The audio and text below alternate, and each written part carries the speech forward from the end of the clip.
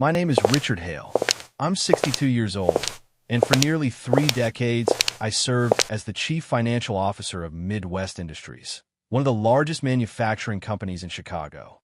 30 years of my life were spent buried in spreadsheets, running risk analyses, and making decisions that moved millions of dollars. People at work knew me as calm, steady, and unshakable, the silent calculator, they used to call me. But behind all that, my true passion wasn't the numbers. It was my family. My wife, Laura, and our 2 children, Brian and Melissa, were the center of my world. Every decision I made, every dollar I earned, was always with them in mind. When Brian decided he wanted to pursue his MBA at Northwestern, I didn't hesitate for a second. $40,000 in tuition? Done. When Melissa dreamed of opening her own boutique in Lincoln Park, I provided the $100,000 to get her started. And for Laura, well, there was never a limit. I wanted her to have everything she desired. Luxurious trips to Europe, a brand new Lexus each year, and even the dream home we built together in Winnetka. I may have been quiet and reserved, but providing for them was how I showed my love. That was my life's work, more important to me than any financial success at Midwest Industries.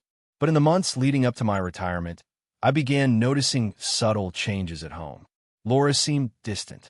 She spent hours on the phone, whispering conversations that would end abruptly the moment I walked into the room. Brian and Melissa, too, began asking me questions they'd never asked before about inheritance, about my investments, about what would happen after. At the time, I brushed it off. Maybe they were just being practical. Maybe it was just curiosity. Still, a small knot of unease began to form in my chest. Finally, the day of my retirement party arrived. I wanted something simple, nothing extravagant. We held it in our backyard, surrounded by family and a few close friends. I felt genuinely happy that evening, looking around at the people I loved most. Laura and I had spoken so often about our plans, traveling across the country in our new RV, visiting the grandchildren we hope to welcome soon, maybe even buying a little house in Florida to escape the brutal Chicago winters. For the first time in decades, I felt free. Free to live the life I had worked so hard to build. But that night, everything collapsed. Laura walked up to me in the middle of the celebration, carrying a manila envelope in her hands. She smiled, but it was the kind of smile that never touched the eyes. My gut twisted before she even spoke. "Richard," she said, her voice colder than the sharpest Chicago winter wind, "I have a retirement gift for you." I opened the envelope. My vision blurred instantly. They weren't cards or letters or photos. They were divorce papers, irreconcilable differences, division of assets, alimony. The words jumped off the page like knives.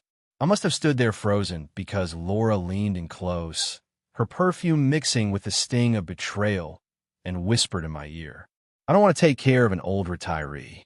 Richard, you understand, don't you?" Her words echoed in my mind, drowning out the sound of laughter and music around us. I looked up, scanning the faces of my family, my so-called loved ones, searching for some sign of shock or outrage. That's when I saw him. A man I didn't recognize stood near the gate, watching everything unfold with a smug, self-satisfied grin. He wasn't a guest. He was part of her plan. And then my eyes turned to Brian and Melissa. They weren't shocked. They weren't even upset. Instead, they were exchanging glances with each other, glances that carried the weight of a secret long kept. "You knew," was all I could manage to say. My voice cracked, breaking the silence that had defined me all my life. Brian only shrugged. "Dad, you have to understand our position. Mom deserves to be happy. And we have to think about the future too." Melissa nodded in agreement, her face expressionless, as though she had rehearsed the moment. That was the instant I realized the people I had sacrificed everything for, the ones I had trusted with every ounce of love and loyalty I possessed, had betrayed me. My wife, my children, my own blood. And for the first time in 30 years, the silent calculator felt something stronger than reason. He felt rage. "Your investments, the company, all of this," Brian said carefully, almost rehearsed. "It's a lot to manage, Dad. Maybe it's better to leave it in the hands of people who understand it better." And in that moment, everything snapped into focus. This wasn't about Laura's happiness. This wasn't about love or companionship. It was about money. My money. They thought I was weak. That at 62, I was nothing more than an old retiree who would sign anything placed in front of him. A man too tired to fight back. A man who would divide his fortune without a second thought. A man who, with a little luck, might die conveniently in a few years, leaving them with a full inheritance. But they didn't know Richard Hale, the CFO. They only knew Richard Hale, the husband who spoiled them, the father who sacrificed everything, the man who always put family first. They had forgotten the other side of me, the silent strategist who had spent 3 decades managing millions, spotting risks others couldn't see, and always staying 10 steps ahead. I folded the papers carefully, slid them into my pocket, and looked Laura dead in the eye. "All right," I said evenly. "I'll sign." The party carried on as though nothing had happened. People drank, laughed, and chatted around me, while I sat quietly detached, watching the scene unravel like a play I had seen 100 times before. I saw Laura leaning into the strange man, her laughter sharp and false.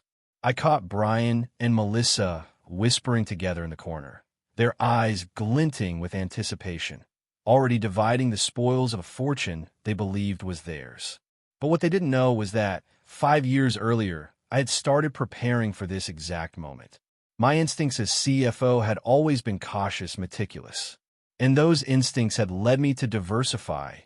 Offshore accounts, trusts, real estate and other names, investments in companies they had never even heard of. Only a fraction of my true wealth was visible to them, neatly packaged in the accounts they thought they understood. 3 days later, I signed the divorce papers. On paper, everything was fair. Laura got the house, half of the joint accounts, and the standard alimony. The children received a portion of company stock and access to a fund I had set up years ago. They celebrated as if they had won the lottery. But in reality, they had already lost the game. The day after the papers were signed, I made my move. I did something none of them could have predicted, that I disappeared. Not literally, of course, but to Laura, Brian, and Melissa, it was as if I had evaporated from the face of the earth. The day after signing the divorce papers, I cut every tie. I canceled my phone line, closed my social media accounts, and walked away from the carefully constructed life they thought they controlled. I left Chicago behind and moved to a small cabin I had quietly purchased years ago in rural Oregon, just outside Bend. 10 acres of forested land, isolated and silent. No neighbors, no visitors, no questions. To them, I was gone. At first, they panicked. My old phone, before I shut it down, rang constantly. Voicemails poured in like water, trying to seep through cracks. Laura's voice came first, clipped and impatient. "Richard, we need to talk about the alimony details. Call me back immediately." Then Brian, his tone more anxious. "Dad, where are you? We have questions about the company funds. Some things don't add up." Melissa was the most direct. "Daddy, this is ridiculous. You can't just disappear. We need you here. Pick up the phone." But I could disappear. And I did. Summer turned to fall. Fall to winter. The seasons passed in complete silence. While they searched for Richard Hale, the broken, betrayed man they believed they had crushed, I was transforming into someone entirely new. Because the truth was, my skills hadn't disappeared with the divorce. 30 years as a CFO, making million-dollar decisions, reading balance sheets like novels, spotting risks no one else saw, those abilities were still mine. And for the first time in my life, I would apply them for one purpose only, myself. I turned that cabin in the woods into my command center. A sturdy oak desk, 3 monitors, a satellite fiber optic connection, every tool a professional investor could dream of. I started small, day trading, analyzing emerging markets, investing in promising startups. But the advantage I had over the average investor was enormous. Decades of experience had trained me to separate the wheat from the chaff, the solid companies from the hollow shells. In 6 months, I doubled my initial capital. In a year, I had tripled it. Cryptocurrencies were exploding during that time. where amateurs lost fortunes chasing hype and meme coins, I kept my analysis grounded. I ignored the noise and built strong positions in blockchain infrastructure and companies with real fundamentals. While thousands went bankrupt, I thrived. But this rebirth wasn't just financial. The money was only part of the plan. The true project was rebuilding me. Richard Hale 2.0. Every morning, I worked out in a small gym I set up in the cabin. When the weather allowed, I hiked the endless Oregon trails, breathing air so clean it felt like medicine. I adopted a balanced, disciplined diet, and at 63, I found myself in better shape than I had been at 50. I let my beard grow, a symbol of shedding my old corporate skin.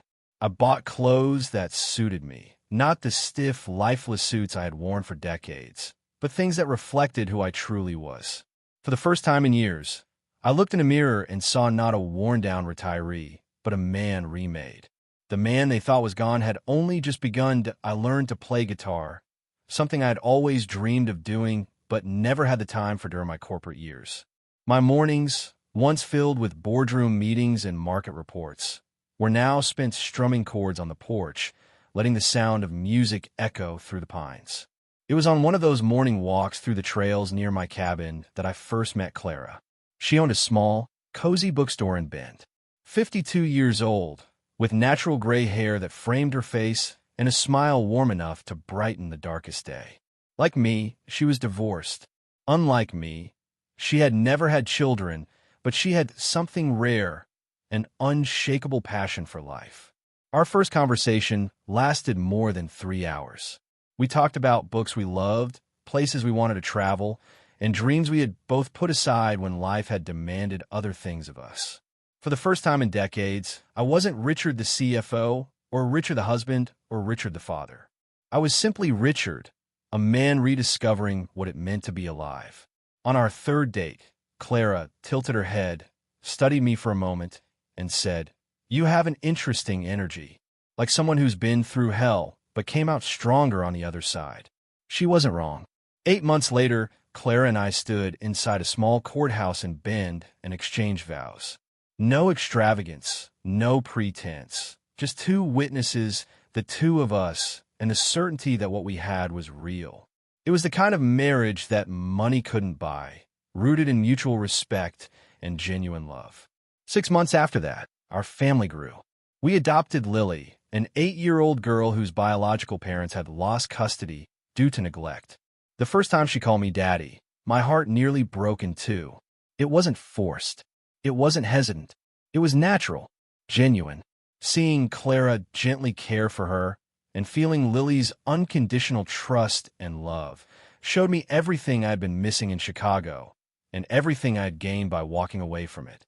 Meanwhile, my investments continued to flourish. The little office in my cabin had grown into something far larger. 2 of the startups I had financed were acquired by Silicon Valley giants, netting me returns I once would have only dreamed of.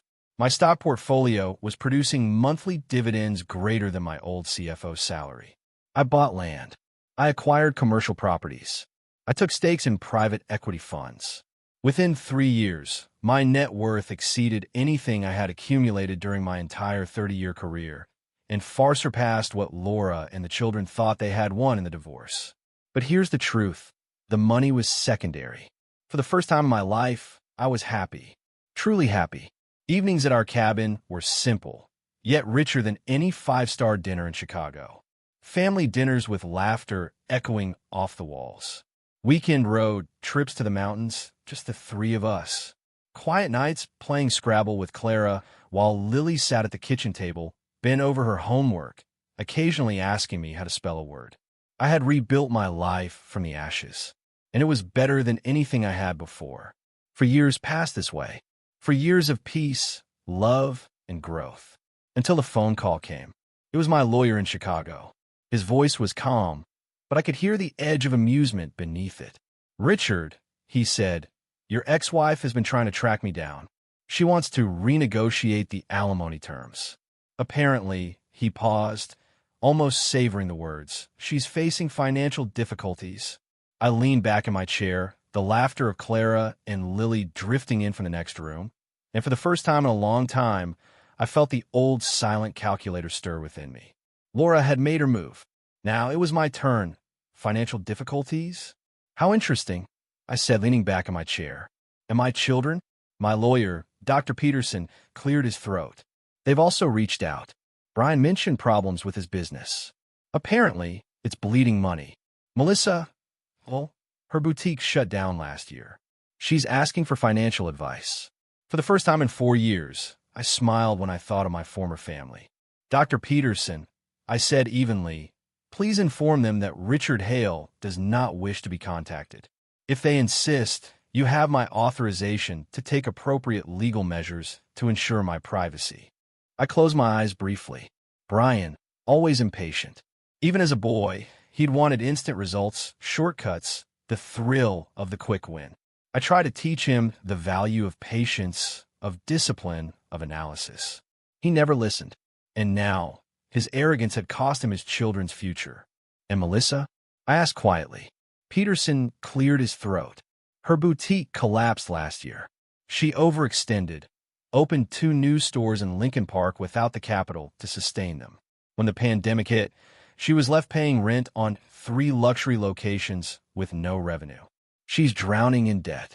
About $200,000. I felt a bitter pang of recognition. Melissa, my daughter, had always been obsessed with appearances, always demanding the finest clothes, the newest cars, the most extravagant vacations. I had financed her first boutique myself, fully aware she didn't have the temperament for true entrepreneurship. To her, business was fashion, not math. Glamour, not grit. I had given her the chance anyway, knowing it would eventually teach her the lesson she refused to learn. Peterson hesitated, then added, they're looking for you more urgently now. Laura called my office 17 times just last week. Brian sent a 3-page letter, pleading, explaining, practically begging for a conversation. Melissa, he gave a dry laugh. Melissa is offering apologies, promising she'll never again be part of any conspiracy against you. My head tilted. Conspiracy? Melissa was living with her mother now, both of them reduced to a 1-bedroom in Cicero, where the walls were thin and the future even thinner. I listened to Peterson's calm, professional tone, but in the back of my mind, I heard only the sound of hooves from the paddock and my daughter's laughter. Out here, life had rhythm, stability, peace. Out there, in Chicago, chaos was all that remained. They can keep trying to contact me, I finally said, but my position remains unchanged. Richard Hale does not wish communication with those people. Peterson hesitated. Understood. But Richard, what if they try to locate you physically? Laura mentioned hiring a private investigator. I leaned back in my chair, the wood creaking softly beneath me. The Cascade Mountains glowed with the last of the morning light. They're welcome to try. But what they'll find, I said, almost amused, is that Richard Hale of Chicago, Illinois, no longer exists. Because it was true. That man had been methodically dismantled piece by piece. His name scrubbed from directories. His businesses restructured beyond recognition. His official residence bound to Oregon and wrapped in layers of legal complexity. Every thread that could lead back to him had been severed, not illegally, but with the precision of a man who had spent 30 years turning numbers into shields. Peterson cleared his throat. But Richard, there's still your family. That word made me pause. Family. I turned just in time to see Lily sprinting across the yard, her braids flying behind her like banners in the wind. She threw herself into my arms with the boundless trust only a child can give. Daddy, Daddy, look what I learned, she said breathlessly. I kissed the top of her head and looked back toward the valley, where Clara was still guiding the horse in slow, steady circles. No, Peterson, I said quietly, holding my daughter close. My family is here. Those people in Chicago, they were an expensive lesson. A lesson I paid for with trust, loyalty, and time I can never recover. And at that moment, I felt it, the weight of the past finally loosening its grip. 5 years of silence, of preparation, of building something new while they dismantled themselves. It wasn't revenge anymore. It was closure. It was time to send a final message. Not a plea, not an explanation. A verdict. On a bright spring morning, exactly 5 years to the day since my retirement party, I made the decision. Clara was in the kitchen, flipping pancakes, humming to herself as the smell of butter and maple syrup filled the house. Lily stumbled through Mozart at the piano, hitting wrong notes but smiling every time she found the right ones. The light streamed through the windows, painting everything golden. I walked into my study, closed the door, and sat at the old oak desk. I pulled out a sheet of thick cream paper, uncapped a pen, and wrote with steady, deliberate strokes. To Laura, Brian, and Melissa, this will be my last communication with you. You chose to measure me only by what I could provide, not who I was. You traded trust for greed, loyalty for betrayal, and family for convenience. I leave you with nothing more than the consequences of your choices. Do not seek me. Do not write to me. You will receive no reply. The man you betrayed no longer exists. The life I live now belongs only to those who value it. Richard Hale. I folded the letter, sealed it in an envelope, and gave it to Peterson to deliver by certified mail. A clean end, a line drawn across the past. Then I stepped back into the kitchen, where Clara was setting the table and Lily was laughing at her own mistakes on the piano. I sat down with them, and for the first time in decades, I felt entirely, irreversibly free. Classical music drifted through the house. Chopin, one of Lily's recital pieces, played in hesitant bursts from the music room. The notes faltered, restarted, and then flowed again, imperfect but beautiful, like a child's attempt to catch lightning in her hands. I leaned back in my chair, letting the sound wash over me. Clara's soft humming came from the kitchen as she chopped fruit, the smell of cinnamon and coffee filling the air.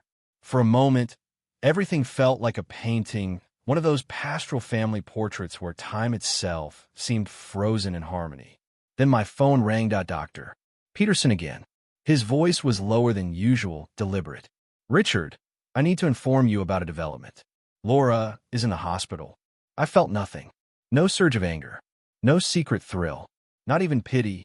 Just a hollow curiosity, like hearing of a stranger's accident on the evening news. What happened? I asked, my tone polite, detached. Apparently, she suffered a severe anxiety attack, Peterson said. She's being treated for depression, extreme financial stress. The doctors are recommending long-term therapy. Her situation is precarious. I stared out the window at Lily's determined face as she restarted the same bar of Chopin for the 5th time. Clara glanced toward me, smiling, unaware of the conversation, her eyes reflecting the calm certainty of a woman who had chosen love for the right reasons. Brian called my office crying. Peterson added, almost incredulous. Literally crying, Richard, he's begging for 5 minutes of your time. He says he needs guidance, direction, anything that could save his family from complete bankruptcy. I let his words hang in the air. 5 years ago, that plea would have broken me. I would have run to my children, my wife, desperate to fix everything, desperate to be needed. But that man was gone. I had given decades to people who saw me as a walking ATM. 5 years ago, I was a provider without identity, a man drained dry by his own blood. Today, I was something else. A husband, a father, a mentor to Lily, a true partner to Clara. Dr. Peterson, I said slowly, I want you to send a letter to each of them. The same letter. Can I dictate it now?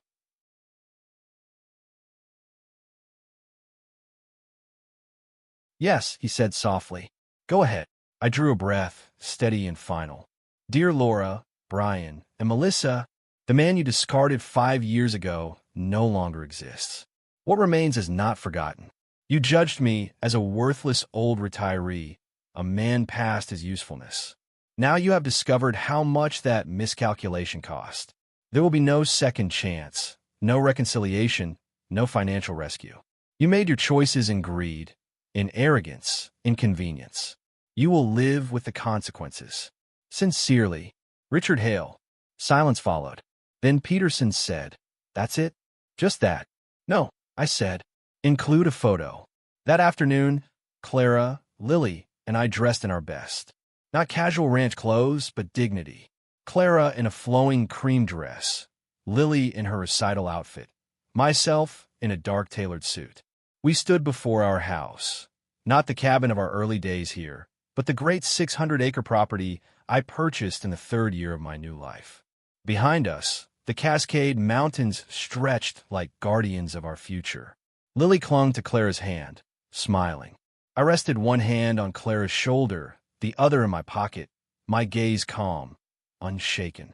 The photographer captured it in perfect symmetry, a portrait not of wealth, but of permanence. A declaration that happiness had survived, just not with them. That photo was printed on thick paper, enclosed with each letter. A picture worth more than 1,000 refusals, a silent reminder of the life they had thrown away, and the life they could never touch again.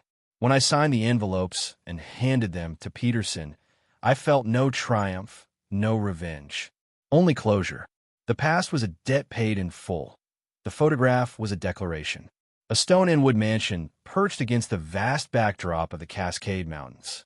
The stables in the distance, the Tesla Model S resting in the circular driveway, the small plane gleaming under the morning sun, each element silently testifying not just to wealth, but to reinvention. I stood in jeans and a flannel shirt, garments I once considered beneath me in Chicago. Now, they felt like a uniform of freedom. Clara, radiant in a flowing summer dress, leaned slightly into me, her smile effortless, unperformed. Lily clutched Duke, our golden retriever, who wagged as though he too understood what family meant here. For the first time in decades, my smile was unforced, genuine. On the back of the photo, I wrote by hand, "The Hale Family, Oregon, 2024. Built on love, not money." 3 weeks later, Peterson called again. His voice carried that restrained urgency he used when conversations had weight. "Richard," he began, "your letter caused impact." I said nothing, waiting. Laura tried calling my office 46 times on the first day. 46. Brian wrote a 12-page response. I attempted to summarize it, but honestly, it read more like a confession of guilt than an actual letter. "And Melissa," he paused. "Melissa came in person. To Chicago." I felt my jaw tighten. And she didn't beg. She didn't accuse. She simply said, "You had one." She admitted they finally understood that it was never about money.